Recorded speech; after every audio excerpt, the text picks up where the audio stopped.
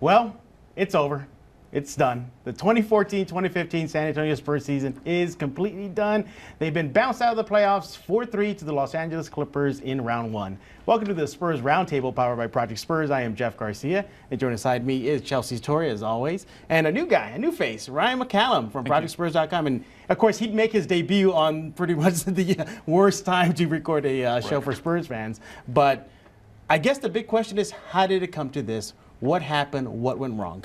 Well, I think that having no rhythm over the course of the season has really come back to bite the Spurs. So they lost too many games that they should have won early in the year. I can count 2 Utah games that they should have won. I think most people will point to that New York game, but let's also go to Detroit, January 6th. Those are 4 games that they should have won. They end up in the 6th seed, win those games, and not only are they winning the Southwest Division, but they're the 2nd seed by a long way. So pretty much it's just, for you, it's a mixture of regular season and perhaps postseason woes, I guess, and mistakes they made during this mini run they had.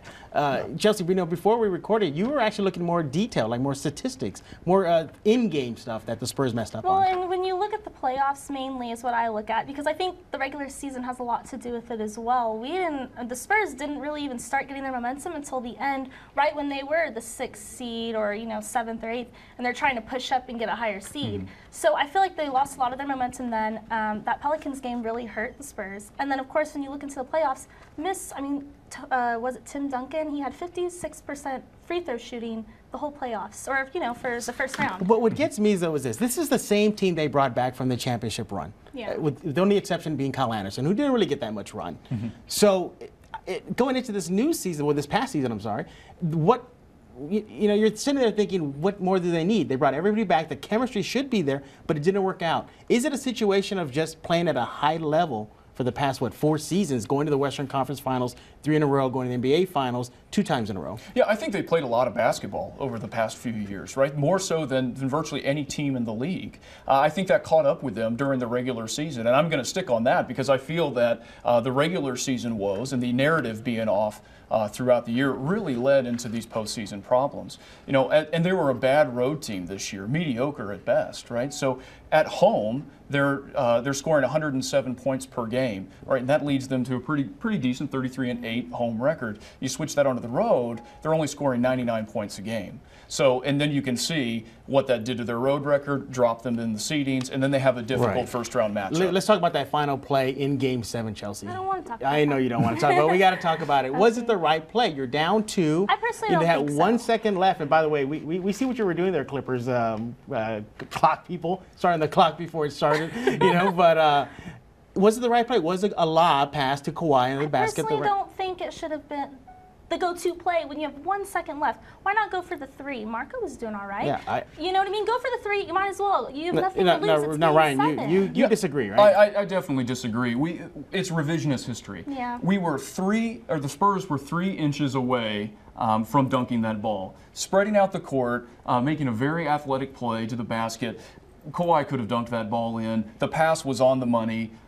Shooters were hot, especially Marco during this past game. So they had an opportunity either way you cut it. But I think revisionist history is setting in here where we don't think that was Chelsea? such a solid play. Well, I do agree with that. The only thing was, why give it to Kawhi when Kawhi wasn't even able to drive up to the basket most of the game in Game 7? Against Barnes, he was getting knocked down almost every single time. And so it was just kind of like, why go for that? Yeah. You might as well just go for the big shoot or big shot. Right, and there's a lot of what-ifs, could-have, should-haves, but I think at the end of the day, it just came down to the little things. Yeah. The Spurs had 2 opportunities to really put LA in doom.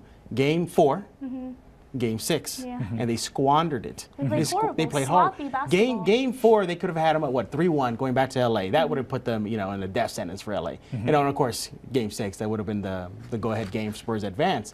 So when I look back at this series, and especially the postseason, I see little things.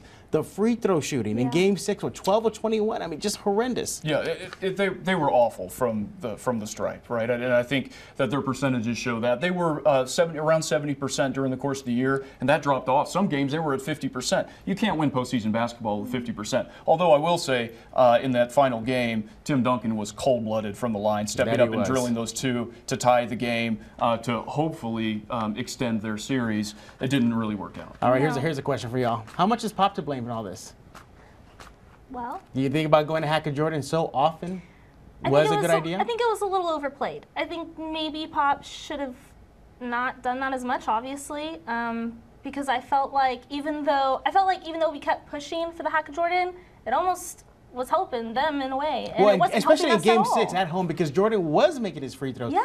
I mean, he's not, he's- superstar no, not Steve at all. Kerr, but No. for him, he's on his clip, he was making some, and there was a succession of free throws where they were going in, but Pop stuck to it, and that's when Bellinelli was hot, and the Spurs had a 10-point lead in Game 6. Right, and that's a tough call, right? Bellinelli could have continued that momentum.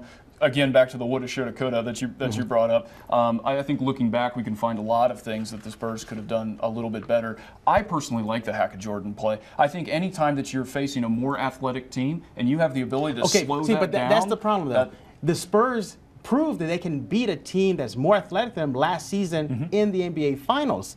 They went to the beautiful game. Chelsea, what happened to the beautiful game? It was sloppy. It was ugly game. It was Yeah. a very ugly true. game, very sloppy. Again, I mean, when you go and look at it, free throws, missed shots, just simple, again, fundamentals, things that the Spurs do very well, and yet they could not pull it together. And again, we can go through the regular season. There were a lot of injuries this season as well. Yeah, they and did, I yeah. think, honestly, that might have slowed down the team as a whole. Yeah, Tony Parker was not looking like Tony Parker No. that we've known. I mean, a lot of Spurs fans were up in arms about his play. Really focusing maybe a lot of their ire on him. And there was Splitter and his calf injury. Don't forget Kawhi Leonard had a broken hand and an eye Patty infection. Mills had his surgery. Patty Mills had a surgery. So this team came back into this season hobbled. Yeah, and all of those are true. The Patty Mills injury, not as difficult to overcome because I think Corey Joseph played fantastic He did, yeah. in relief of Tony Parker during that stretch. I wish we saw Corey Joseph a little bit more in this Yeah. at all during this postseason series. Pop was very reserved with allowing some of those deeper bench players Like to him play. and Baines. Him and Baines, I think Baines would have done very well in the post, honestly. He probably would have got Yeah. posterized a lot more, though. Probably. Possibly. But I think there's a big chance, the Spurs missed a lot of offensive rebounds. A lot. And I honestly think that if Baines was down there, he could have gotten a good chunk of Now, those. this was a phenomenal series. For it to go 7 games, each team went on each other's home court, coming down to the wire. It was, except for one game that the Spurs blew them out. But other than that, it was a great game. And credit to the Clippers. They did what they had to do. They defended their home court. They got the win. Okay?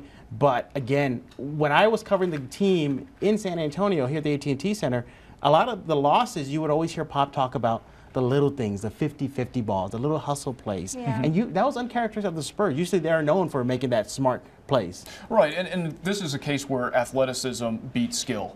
And we saw that during the series. Like you said, the 50-50 balls seemed to always go LA's way. Those hustle plays, the fast break points, that seemed to be LA's game all series Yeah. long. The Spurs, Right. they looked tired. Like I said, I think they've played a lot of basketball, although that doesn't let them off the hook in this series. But All right, so where do we go from here now, Chelsea? The season's over. You have quite a handful of free agents. I'm going to agents, get yeah. them all right here as Spurs fans. Tim Duncan, Manu Ginobili, Danny Green, Bellinelli, Ayers, and Bonner. Restricted free agent is Kawhi Leonard. Now, he should be a Spur. Right? I mean, we should I cross think it out. he's even said he wants to be a Spur for Right. life, honestly, or at least stay here. I think, honestly, with the Spurs, if they can get Aldridge, She's going for the big gun. Look I at know, you. and I'm only Yeah, saying this because I think there's a little bit of talk that Manu might want to retire. So if he ends up retiring, Well, he's saying that he doesn't know yet, but the Okay. feeling is. well, let's yeah. just say what if? What Okay. if Manu retires and he there's that big chunk because isn't he the highest paid player on the Spurs team? No, now? that's Is that Duncan. Tim That's Duncan? Duncan, And yes. even then, he's taken pay cuts. So say that Manu retires, so that's a big chunk right there. We can give Aldridge the pay that he wants. Tim Duncan will probably go for a pay cut Right. again, and this might even be his And last in year. case you don't know, Spurs fans, I'm pretty sure y'all do. There is rumors out there that LaMarcus Aldridge has the Spurs at the top of his kinda jumped the list gun. in the free agency. But yeah, there's the LA option, LaMarcus Yeah. Aldridge. What do you think? Where do the Spurs go from here with this roster of free agents? well, I mean, Kawhi Leonard's a max player, right? So we the Spurs get Kawhi, put him on the books. You've got Tim Duncan, who's going to be a free agent. I think July 1st is free agency. So Tim Duncan will be. He looks like he can go back another 2 years. I mean, seriously, he can play another couple. Well, I think he's back. Yeah. There's certainly nothing about this series. I honestly don't have a doubt that he'll be back. Right. There's nothing about this series or even this season that tells me that the game has passed Tim Duncan by. Right. You know, I hear this old man Riverwalk, and you know that's a fun phrase. That's a nice idiom to play, but it's just certainly not the truth. He's playing like a 25-year-old. And speaking of Manu, I'm glad you brought him up, Chelsea. Is this it? Did we witness the final games of Manu Ginobili? I would really hope not, but it could be. I really think so. I think he's thinking it could be, and so it kind of only sets in your mind. Somebody asked me during the season, like, you know, when Manu wasn't looking like Manu, and they say, you know, when you cover them, when you see him, what do you notice him? It's that old adage: the mind is willing, but the body is weak. Right. That's His exactly mind what is it there. is. He wants to play, but physically, he just looks like a shell of himself. 2005 Manu Ginobili ain't coming back. Let's put it that way. But I think he remains undecided until the Spurs have made it through free agency. If the Spurs line up one of those bigs, the coveted bigs, LaMarcus Aldridge or even Marcus Gasol, some rumors out there, if they acquire one of those players, Manu's back. I mean, because how could the Spurs not be one of the top three teams in the West at that point? Who would the Spurs give up then? I don't think they have to because you have one max player, and then you'd have a new deal for Tim Duncan. But the thing with Tim Duncan, though, is this: I would not want to see them open the bank too much for TD, you know, or Manu Ginobili. You know, because they're on their final years, they can use that money, hopefully get somebody else. But Tim Duncan's one of those players where his value is more than just basketball for this franchise. So there's very few players like that in the league. So I think that Tim Duncan would take, as you brought up earlier, would take a pay cut. Oh, for sure. He's done it before. Exactly. Yeah, so he would continue to cut into the coffers. Well, those are our thoughts right there on the Spurs postseason run. I guess run more waltz. I guess limping. Okay, don't cry. You're gonna make everybody. No. She's get your Kleenex out. She's about to cry.